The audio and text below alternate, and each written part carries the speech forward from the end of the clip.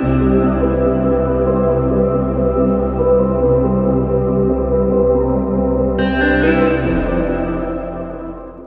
dalam program ini kita akan ngobrol ya, saya ngobrol sama istri, ngobrolin apa aja sih sebenarnya soal kehidupan, soal sharing ya, supaya biasanya kan saya sendirian gitu ya.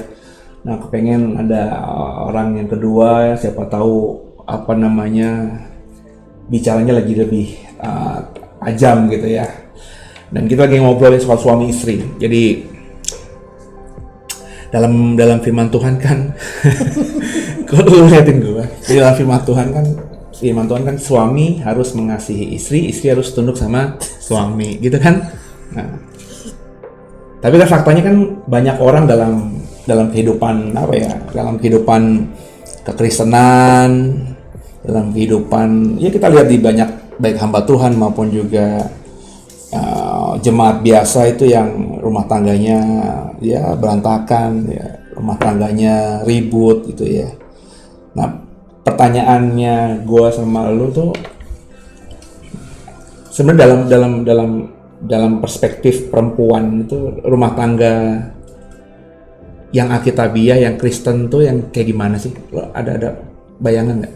Atau dulu sebelum lu nikah sama gue, bayangannya gimana? Bayangannya beda dengan yang dijalanin lah pokoknya. Dulu tuh mikirnya kalau nikah terus harmonis gitu, terus rumah tangganya bahagia. Jadi kita harmonis. Maksudnya seperti yang drakor tayangkan gitulah. Iya dulu kan pikirannya gitu kan sebelum married. Nah terus masuk dalam pernikahan ya ternyata nggak seperti yang dibayangkan gitu. Ya pasti ada, berarti kan setiap rumah tangga tuh pasti ada kerikil. Jangankan kerikil, batu-batu besar juga ada kali ya gitu. Cuma maksudnya dulu nggak pernah kebayang. Begitu masuk, terus ternyata rumah tangga tuh seperti ini gitu. Jadi dulu lu bayanginnya rumah tangga tuh lempeng gitu aja gitu. Sungguh aduh. Sian banget sih, nggak pernah bergaul berarti. Ya kalau nontonnya patokannya sinetron yang keren, drama Korea yang keren ya iyalah. Tapi kan dalam kehidupan realita kan nggak mungkin ada seperti semua itu kan. Itu kan dikemas dalam film, dalam keadaan nyata. Gue dari kecil aja tahu kok ada keluarga yang sudah bermasalah, keluarga Kristen yang cerai, keluarga Kristen yang anak-anaknya berantakan. Iya, itunya tahu gitu. Maksudnya orang tua juga dulu kan suka adalah ribut gitu. Cuma maksudnya cepet gitu selesainya ya. Terus nggak seperti yang pokoknya bayangannya tuh lebih smooth lah dibandingin pas kita sendiri yang ngejalanin gitu. Jadi kita nih ini parah banget ya kita ya, kayak perang barat Barayuda gitu ya, Pandawa sama Kurawa gitu ya. Maksudnya apa ya? Ingat karena kita ini kan dari dua background yang beda. Ya, bokap nyokap gue Jawa, bokap nyokap lo Cina. Ya mungkin dari latar belakang yang agak-agak mirip, mungkin teman-teman juga yang sama kali, atau pergaulan lingkungan yang sama, tektoknya sama. Kalau kita kan tiba-tiba berbeda, ya kan? Dalam banyak hal kan seperti yang kalau gue pernah bilang lu sarapan aja nggak bisa makan besar, bener nggak? Iya kan nggak bisa sarapan lo makan besar gitu kan? Sedangkan di rumah dulu atau pertama kali kita nikah kan tinggal di rumahnya ibu gitu kan, ibu siapin makanan. Ada ibu ibu tahu sendiri kan kalau nyiapin makanan kan makanannya nggak pernah yang cuma satu macam dan yang biasa. Dia berusaha untuk ya telur ada, kadang-kadang bikinin mie goreng juga, sayur, sarapan aja udah makanan lengkap begitu, terus lu nggak makan gitu kan. Terus ya itu kan budaya kan, akhirnya kan harus ada penyesuaian. Satu sisi ibu akhirnya curhat gitu kan, kok dimasakin nggak dimakan gitu kan. Terus tapi lu sendiri juga gua ngerti akhirnya nggak pernah makan seperti itu. Kalau sarapan makan pengennya bakmi gitu kan. Ya gue yang nggak pernah makan bakmi seumur umur, makan bakmi sarapan itu mana ada di otak gue gitu kan. Ya makan bakmi itu kalau hujan-hujan pakai bakso gitulah yang ngangetin badan. Tiba-tiba punya istri yang sukanya makan bakmi pagi-pagi sarapan. Kita ingat nggak keliling-keliling cari bakmi di mana, di Kodam di mana, bakmi apa kagak ada. Semua bakmi cobain. Nah makanya kan itu kan itu kan memang butuh penyesuaian ya.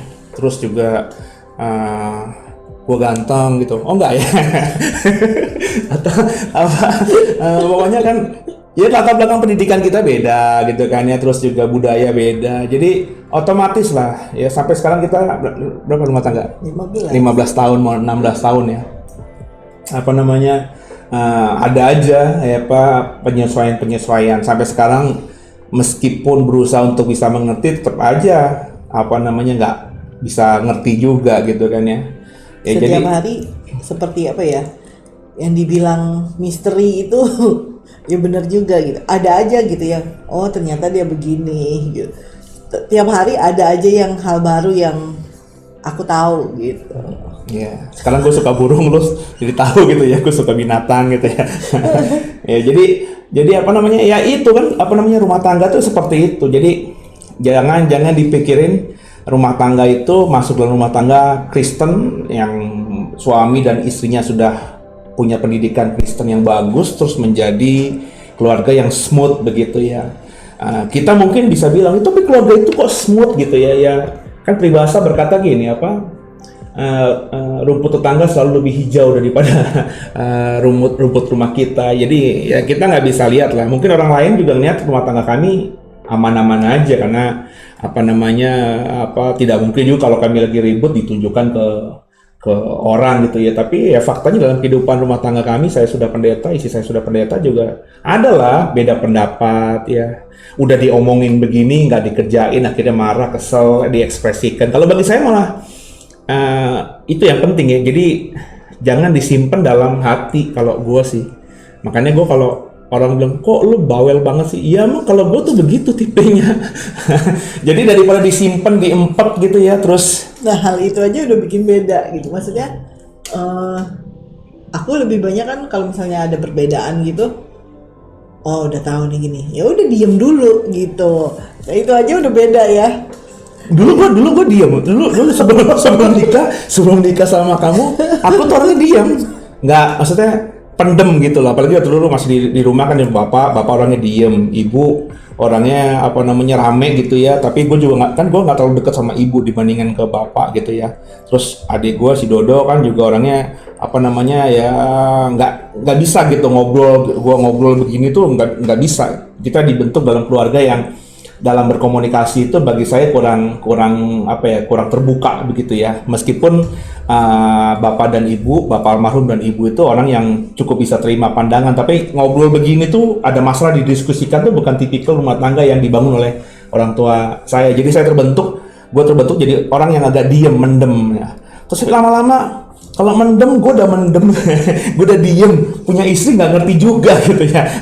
Kalau gue diem, mestinya dia ngerti. Kenapa ini nggak bisa, kayaknya gue omongin. Nah, sejak saat itulah, sejak kapan tuh nggak tahu juga lah. Itu dulu aku bawel banget, judes banget. Tapi begitu masuk merit, malah mulai sedikit berubah. Sampai akhirnya sekarang. Jadi gue yang bawel gitu. Ya.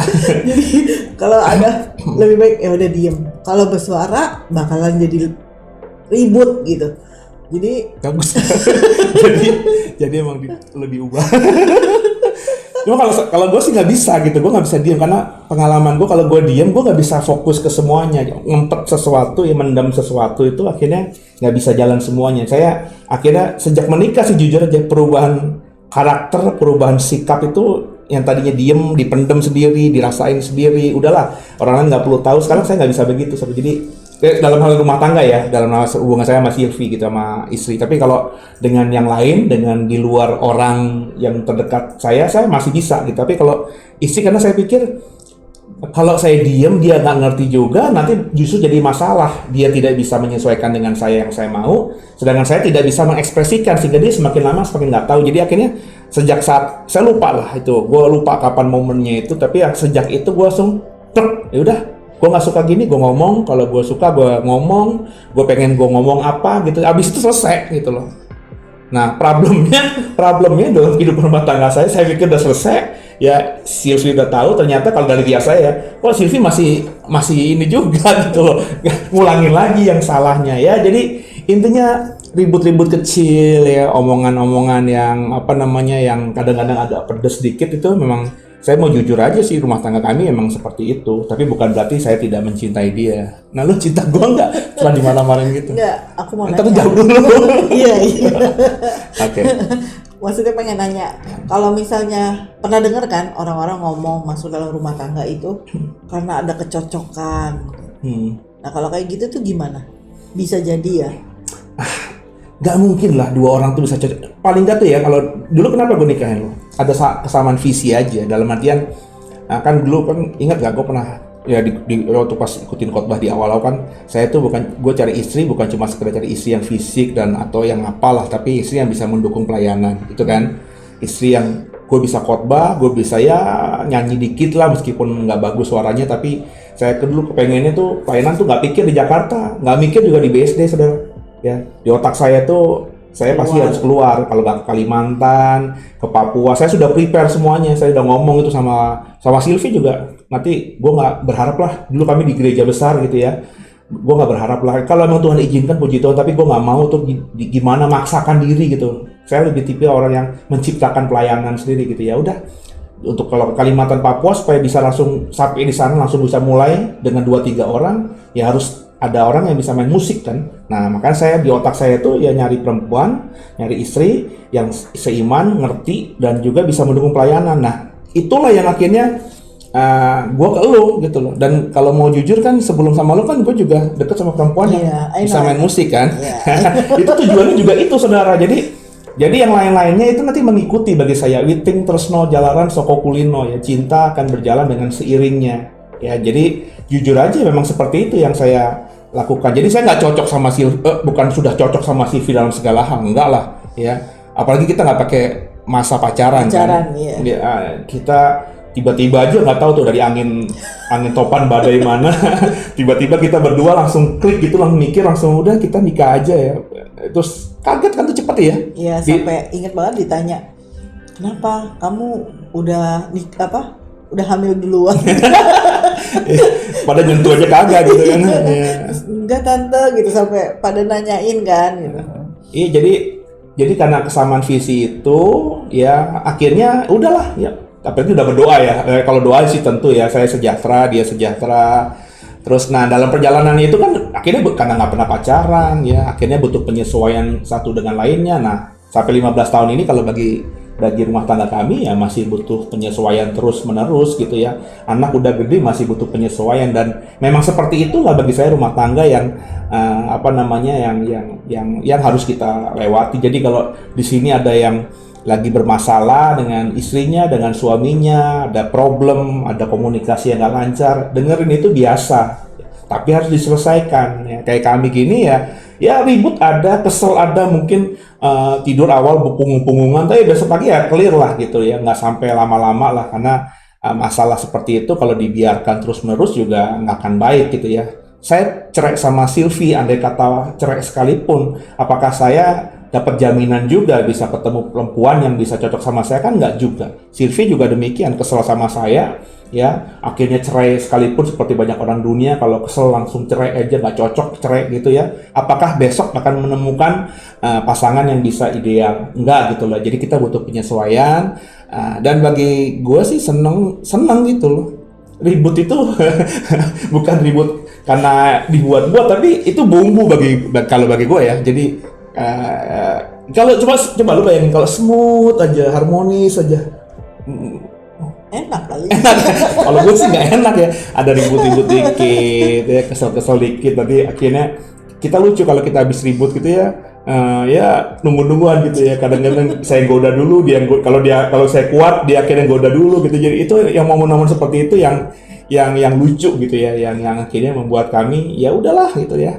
Dan kalau saya mau nggak ada kepikiran macam-macam ya dia udahlah segini aja.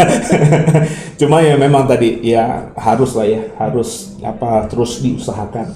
Pihak prianya mengusahakan, pihak perempuannya mengusahakan. Ya jadi nggak ada tuh ya yang dibilang jaminan sekali menikah itu sampai untuk selama-lamanya. Enggak maksudnya tanpa dia mengusahakan. Oh nggak bisa lah. Apa namanya contohnya Adam dan Hawa saja, itu Tuhan yang mencocokkan, Tuhan yang menjodohkan langsung loh ya. Hawa diberikan oleh Tuhan untuk Adam, mestinya kan klik kan, tapi Hawa justru membuat Adam semakin jauh dari Tuhan. Itu kan Iya, dulu kan ingetnya fakta. pas zaman masih belum nikah gitu. Gimana tahu pasangannya dari Tuhan? Oh, dia bikin kamu makin dekat sama Tuhan, gitu kan kebanyakan jawabannya gitu. Ternyata ya kita sendiri yang harus benar-benar mengusahakan untuk bawa makin dekat sama Tuhan. Mungkin aja ketika kita dulu belum dekat misalnya ya, terus akhirnya gara-gara gue dekat sama Tuhan, lo pacaran sama gue, lo jadi dekat sama Tuhan. Bisa saja. Jadi tapi itu bukan berarti bisa menjadi mutlak bahwa itu dari jodoh dari Tuhan. Iya. Karena habis kita menikah kan masih di perjalanan panjang. Pertanyaannya, apakah saya yang tadinya lebih dekat dengan Tuhan sehingga lo bisa dekat sama Tuhan, itu masih bisa terus mempertahankan ritme dekat sama Tuhan, intim sama Tuhan tuh sampai nanti? Kan enggak.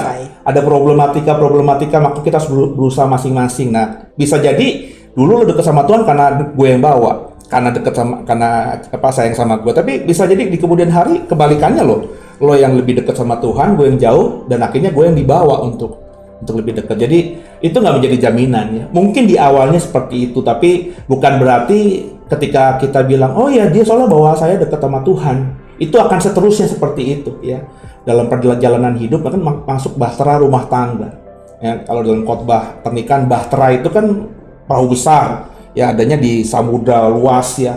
Nggak ada bahtera itu yang aman begitu ya, tidak ada badai topan. Pasti semakin ke tengah laut, semakin jauh dari daratan, semakin ada banyak badai ya. Itulah rumah tangga kalau bagi saya. Jadi kita akan menghadapi itu dan ya disesuaikan, belajar tahu prioritas. Kalau saya sih sudah tahu prioritas, suami harus mengasihi istri, yang dipersatukan Tuhan tidak bisa diceraikan manusia, itu prinsip. Jadi ribut-ribut kecil oke, ya, tapi tidak akan melanggar prinsip yang saya pegang erat tadi ya. Kalau sudah sampai marah sekalipun, ingat suami harus mengasihi istri, terus yang dipersatukan Tuhan tidak bisa diceraikan manusia. Jadi pikiran-pikiran jahat yang tiba-tiba masuk di otak oleh iblis itu ya langsung digusir, gue tengking gitu ya. Ya nanti akhirnya 15 tahun buktinya bisa bertahan, dan gue yakin 1000 tahun lagi juga kalau terjadi masih bertahan. Amin. Gitu ya.